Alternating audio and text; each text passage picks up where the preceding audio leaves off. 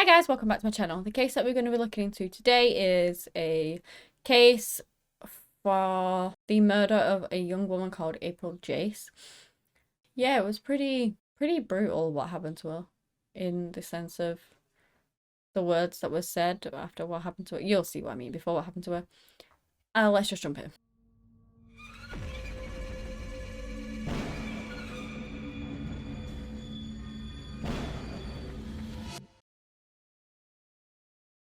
April Jace was actually born April Denise Lowndes. She was born on the 6th of May in 1974. Now, growing up, she was really athletic. She was an American master at track and field. Very athletic, absolutely adored running. You know, it was one of her massive passions from being very young.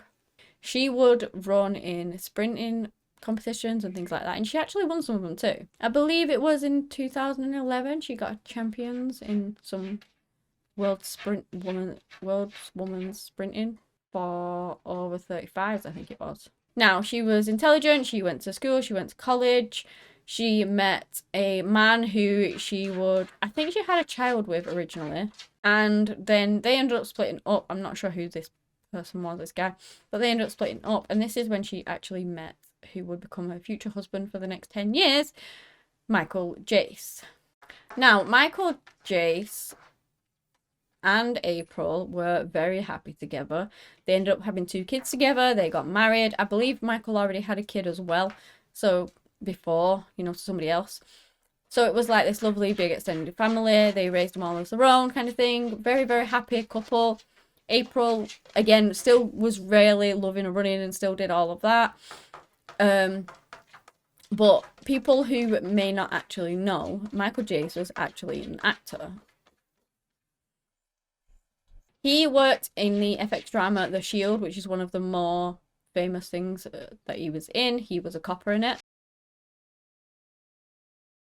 He was also in other things such as Star Trek, Forrest Gump, things like that. In his early career, he actually did really well and he would earn quite a high wage. But when The Shield actually finished, he then struggled to get work. He got little bits of parts, I believe, but not tons.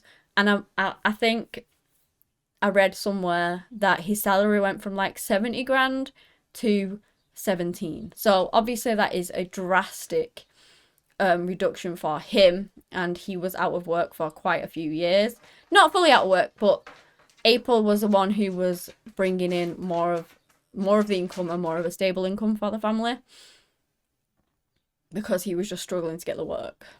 And then the families did start struggling with finances after that, because, well, you've got to imagine, if he's on a 70 grand wage a year, they probably got a decent sized house, which I believe it was like 400k at least. They started to struggle on the mortgage payments and things like that, and in the end they did end up filing for bankruptcy. So it was like a real big issue in their lives, sadly. And also there was some strains on their marriage too. For some reason he believed that April at some point was cheating on him, which she wasn't. But that, coupled with the unhappiness of the two, he would often say to his friends that they had to pray for his marriage and things like that because it wasn't going very well. And obviously being under massive financial strain as well, it was just really difficult what they were going through. But I don't know if I mentioned, they actually were married for 10 years. Now, there was a lot of text and stuff going between the couple, which sort of depicted their issues. And it seemed like April had gotten to the point where she'd completely had enough and she wanted a divorce. And Michael was saying things to her, like, he was literally shouting at her, like neighbours heard, the kids heard, shouting at her saying, you've got no godly reason to, file for a divorce and things like that. And obviously the relationship was very strained at this point. I believe on one instance she left the house and he rang her and tried to get her to come back. She said that she wasn't going to come back because he was still there, but he actually told her that he had gone. So he'd left the premises, he was no longer there, but it was actually a lie because he was still there and he just wanted her to come home, which she did. She went home and then she found him there, obviously. There was this massive argument that they had, and the kids heard it. April's actual son as well was there with her nephew, I think.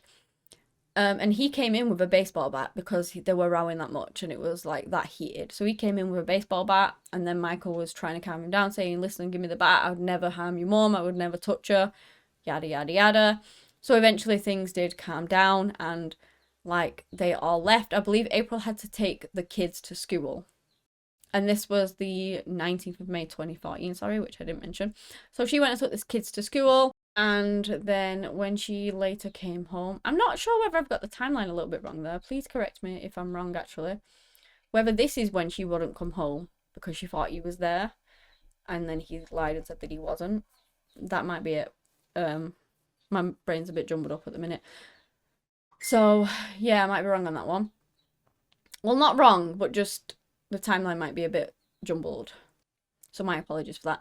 Anyway, then Michael in the evening actually phones April's parents and basically, and the police, and he says that, well, her parents, they need to come pick up the kids because he shot April, which I can't even imagine getting that phone call. He then rings the police and tells them that he shot his wife. They also ring the police and the ambulances, and they are immediately trying to get down there because that's their daughter at the end of the day and they're going to get there as fast as they can. So they ring the police, and there's a phone call recorded between them where he's telling them that, you know, his son-in-law has just rang him up, said that he shot his wife and he needs to pick up the kids, that they're on the way there, but they're going to be a long time because they live a bit away. So they say, you know, stay on the line, we're going to send out officers and ambulances and etc. So they get there, the paramedics crew and the police, and they arrest Michael straight away. Sadly, April could not be saved. She was already deceased. So they arrested him, they took him in for questioning. Obviously, he'd already said that he shot her anyway. He admitted that he shot her, but basically, he didn't admit to murder. He said it wasn't murder, it wasn't premeditated, it wasn't murder, even though he murdered her. I just don't know. But yeah, he just wanted to shoot her in her leg, which would really be devastating for her because she was a runner and that was her life. So he wanted to make her feel the pain that he felt, apparently, about them splitting up or all the troubles that they were having. I don't really know, to be honest, but he wanted her to feel the same pain, so he decided he was going to shoot her in the leg. But then he not only shot her in one leg, he then proceeded to shoot her in the other leg, and then also shot her in like the back or something as she was trying to get away. He shot her 3 freaking times. 3 times, right? Not only did he shoot her 3 times, which was all accidental or not on purpose, I don't know. As he was doing it, the children were in the house, which is devastating, and they heard him say, "You like running so much, why don't you try and run to heaven?" Yeah, like the sicko person, horrific, disgusting. Really? Like, really? It just really, really annoyed me, to be honest. Like, you like running so much, why don't you try run to heaven, and shot her 3 times? But that's not planned. Well, it might not have been planned, but I mean, come on. You just want to injure someone's leg. That's a big drastic leap from running to heaven and then shooting her 3 times. Come on. On the 22nd of May, he was formally charged with April's murder. And that was the same year, 2014. It would take another couple of years for the trial and everything to go through, which he sort of pled not guilty in a way. Like, he said that he didn't intentionally murder her. It was, I guess, manslaughter kind of thing. And eventually he would be found guilty of 2nd-degree murder. And there's something notable in this, which I've heard a lot about. I'm not going to get into the text between them, but with regards to the text that they managed to get into, the police actually managed to crack the, like, code on her iPhone. Like, it took years, I think, or it took a long time. Because, I don't know, is it supposed to be uncrackable? I don't know, I don't use Apple products. But I believe they actually contacted Apple, and Apple said they can't do it because it had like a pin on it and nobody knew the pin, blah blah blah. But eventually they managed to crack it, and they're probably keeping that a secret from Apple because in case they need to use it again, they got someone externally to do it and they managed to do it. Whether that's a massive feat or not, I don't know, because from what I've read it seems like it is, but personally I have no idea. Anyway, on the 10th of June 2016, he was sentenced to 40 years in prison, which, thank goodness, because, yeah, what he did was absolutely horrific. Just the words that he said, I just genuinely couldn't even believe it. While the kids are there as well. Like, just really, that monster deserves to stay in prison forever, and hopefully he will do. Her poor children at the time of her death were 5 years old, 8 years old, and 18 years old. You know, and then they lost their mother to just a senseless act of brutality by some guy who just, I don't know, was jealous of her, didn't want to let her go.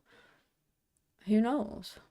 Either way, it was just a senseless act of horrificness that took a woman's life away and her from her kids and her family and everyone else, and it's just heartbreaking. But yeah, that is the end of this case. Thank you so much for watching, and if you've enjoyed it, give it a thumbs up. Subscribe if you like to. If you don't want to, then that's fine. And I will see you guys in the next one. Bye.